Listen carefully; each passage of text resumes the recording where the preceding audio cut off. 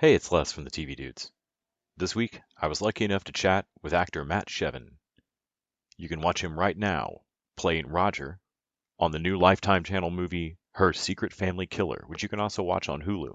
We have a great chat about why he moved to LA to pursue acting, how fun being in a Lifetime movie was, what he enjoyed about being in a whodunnit as a writer himself, and how he uses those writing skills over on his own project, Hucksters, which he's just recently shot the pilot for. It's a really fun chat, and I hope you enjoy.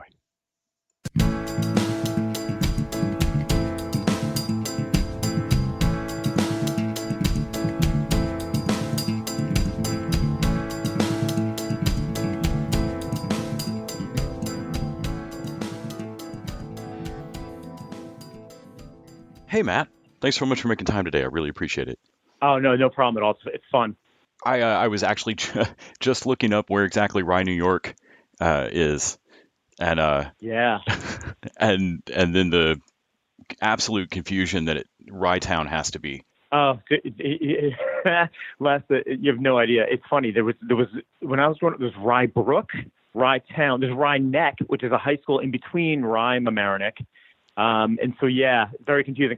I think it was a whole governmental city thing, but Rye itself is funny. Rye itself is older than the country. I think it was settled like in 1677 or something like that. Yeah, But that's what I've nice little seen. suburb.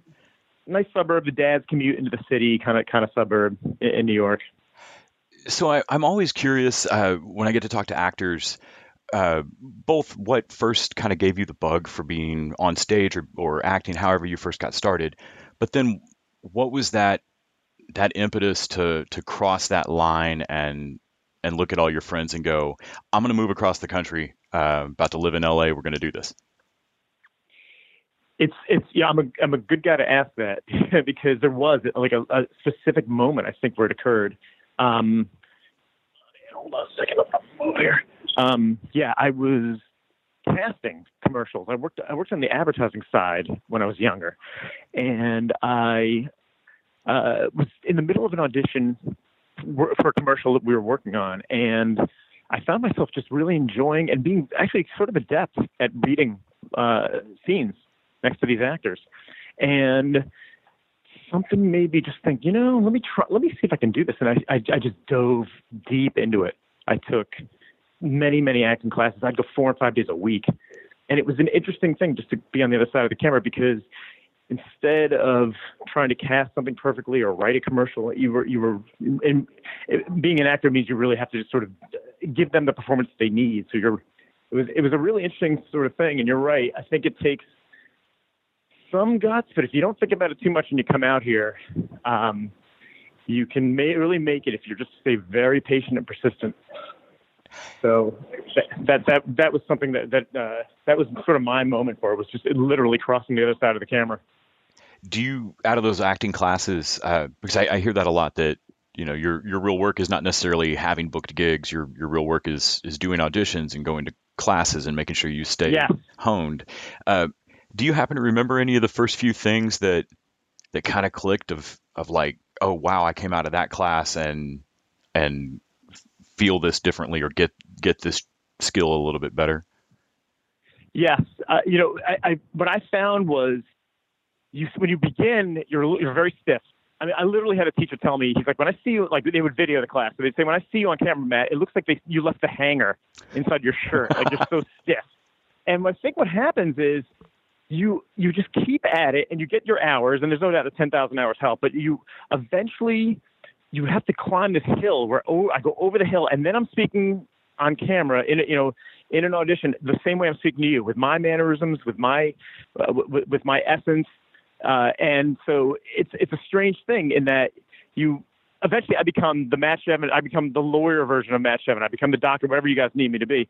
But there's no doubt that in the beginning it's very hard. And I remember I had a teacher that said he'd heard that Jack Nicholson, when he was young, he was struggling in an acting class. He's struggling, and all of a sudden he stops. He's on stage, and he just literally said out loud, "Oh, I get it," and then he just cruised. I think he finally realized, oh, it's just basically me making choices and playing this character, but you have to get to that point by just working at it.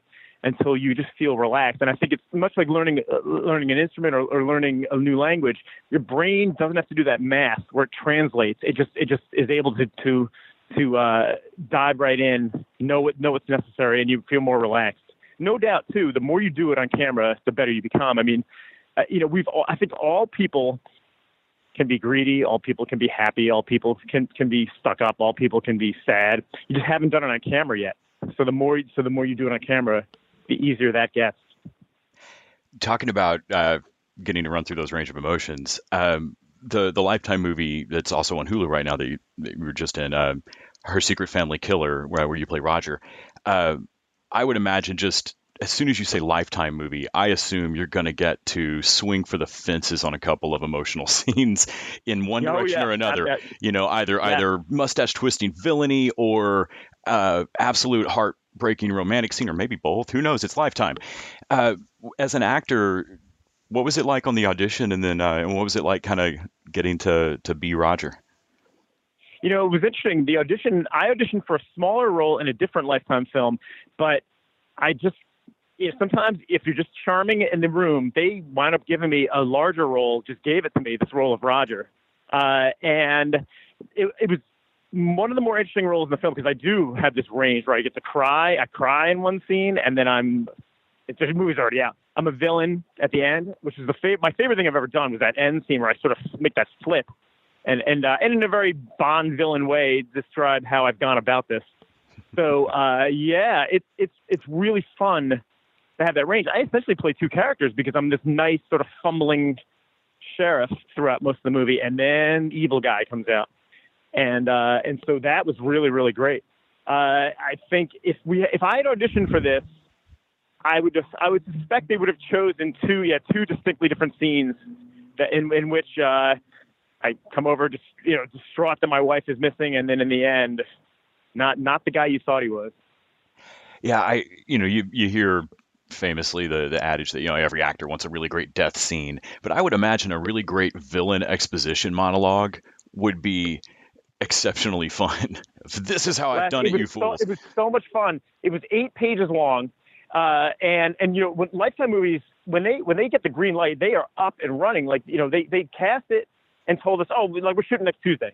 And so I didn't have much time, but man, I thought this could be, I don't want to I thought this could be a career changer. If I can really nail this last scene especially, and I just memorize. I used to hate when actors call it work because I'm like, that's not there's no heavy lifting involved. But you know what? You really do have to just tax yourself. And I'm friends with a comedian actor named Jay Moore, and I talked to him, and he said his big role was in Jerry Maguire. He said he knew his line because he knew this was a huge chance for him. He said he knew his lines forwards and backwards. He would, and Jay would do this with me. He'd call me and just say a line in the middle of that scene, so I knew so that way, say we were filming, I could know where to pick up in the middle of the scene. And he said he would rehearse. He would do it in Bugs Bunny's voice. He would do it with a Russian accent, just so he had it so cold. And when we got that night, when we were shooting that scene, I had it down. I was so confident that you do a walkthrough with the scene where basically you walk around. I'll say, all right, I'm going to go over here. I'm going to pick up this envelope. I'm going to come back here. And as you're saying the line. And the director looked at me and she was like, "How did you memorize this?" And I said, "I just read it so many times." And just had it, and you start to visually memorize too words that lead to other words. And I just thought, you know what, this could be such a great moment. And when you have it down like that, then you can just play.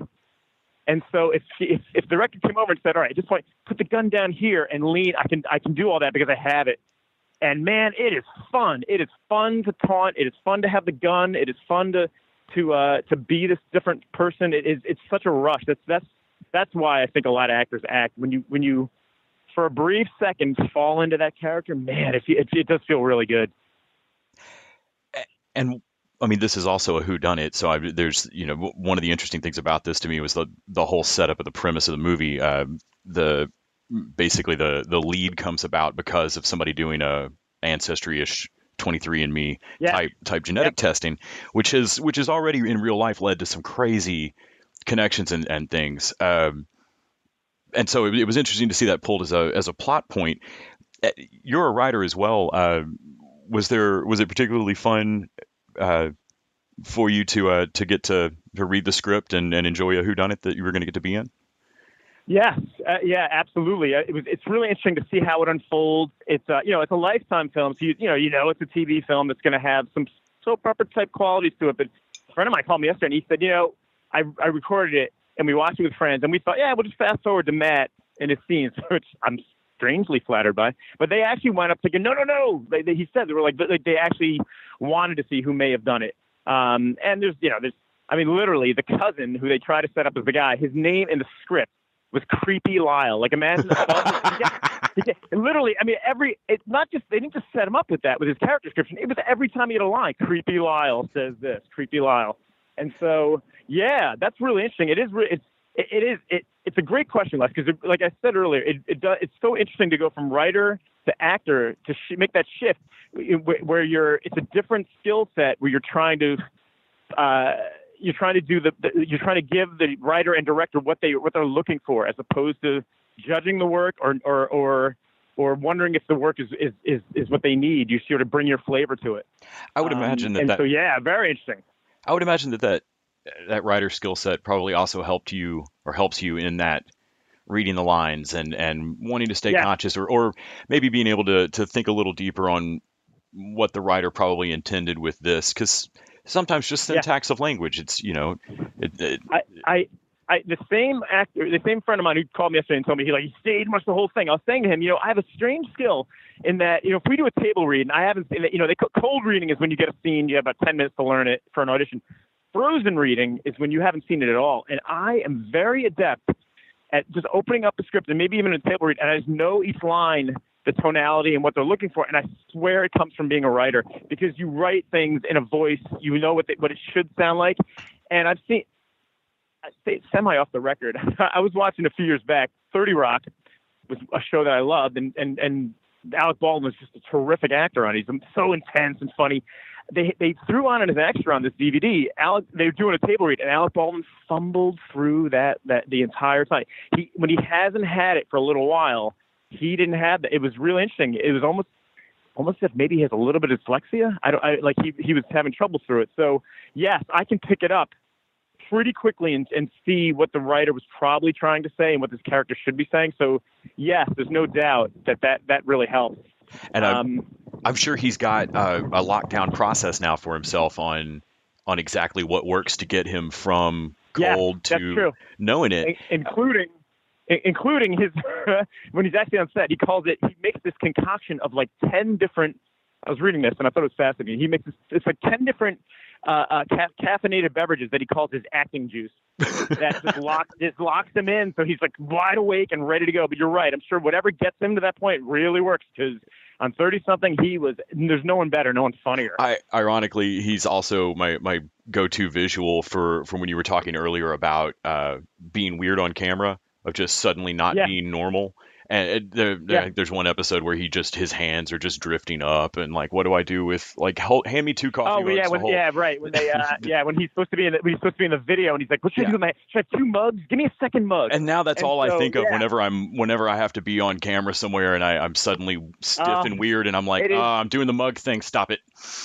It's an old joke. Yeah. What do you do with your hands? What do you do? If you're walking, you may drag it along a wall. You don't really know. It's you know what helped?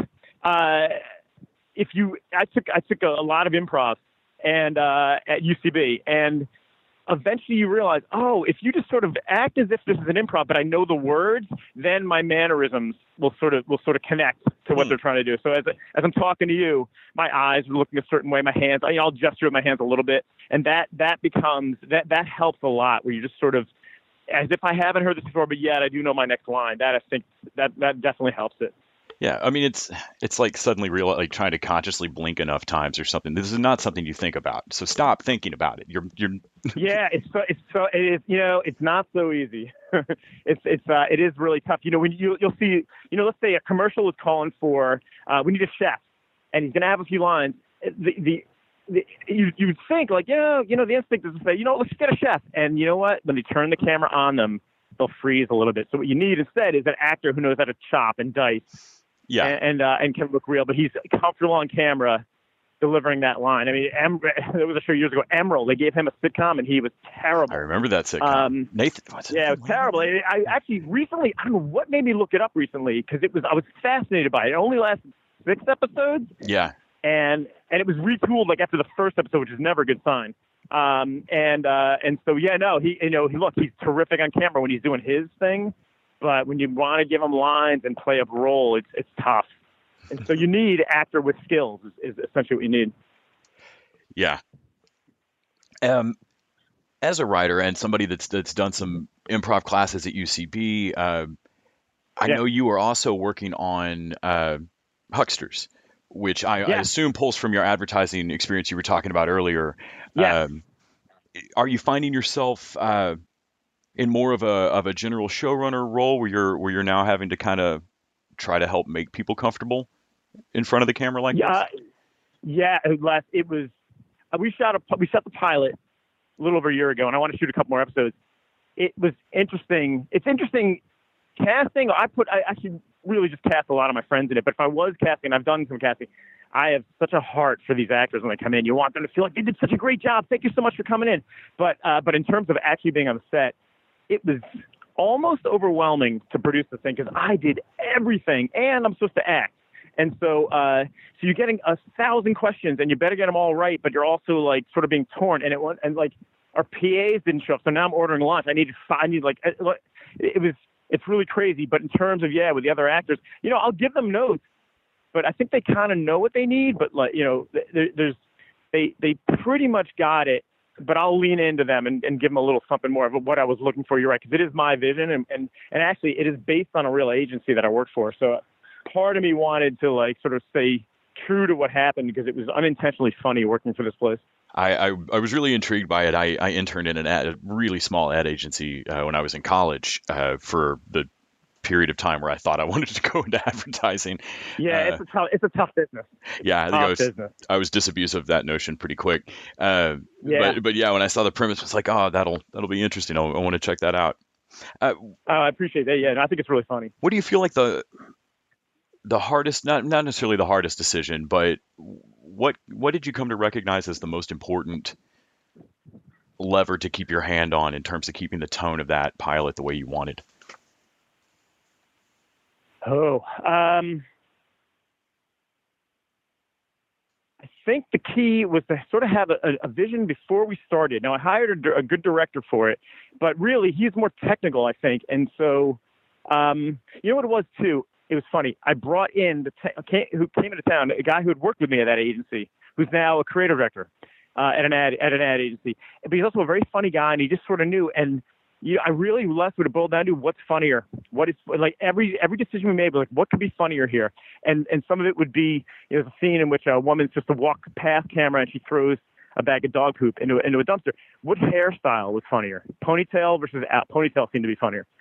Which clothing might be funnier? And it was great because at the end of it, my friend Chad, who was a character in the movie, but it was weird to have the real Chad and now this guy playing Chad there. But the real Chad said to me, dude, what's so nice about this? We didn't have a studio. We didn't have clients. All we were worried about was making this funnier. You always, and it's just part of the challenge of being a creative is clients in advertising or a studio in the acting business or in filmmaking.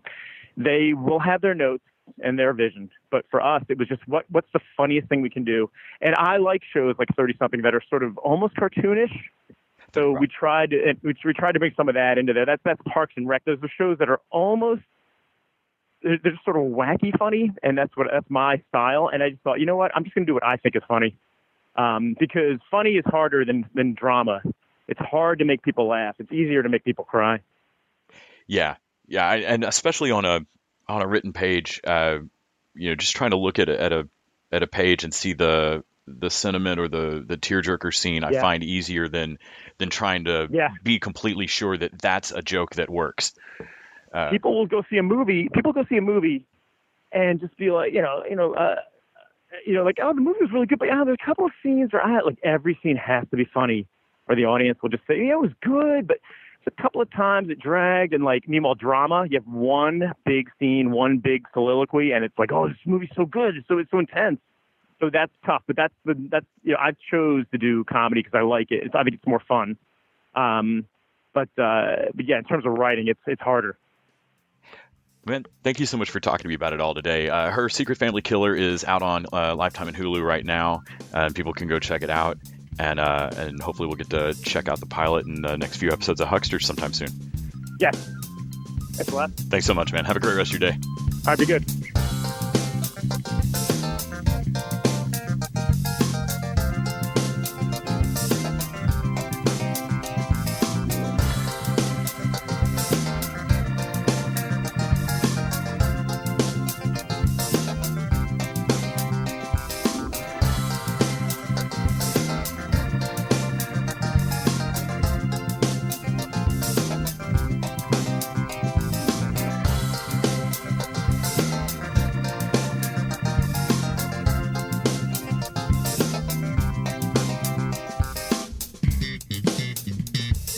TV Dudes is an independently run podcast out of Austin, Texas. We are exclusively listener supported. If you'd like to help us out, go to patreon.com/TVDudes. You can also find us on Facebook, Twitter, and Instagram at TV Dudes. All the music for our show is done by our friend and original TV Dude, Gregory J. Amani Smith. To find out more about us, go to thetvdudes.com. I'm Randy Lander. I'm Les Weiler. And I'm Kyle Scott. Thanks for listening.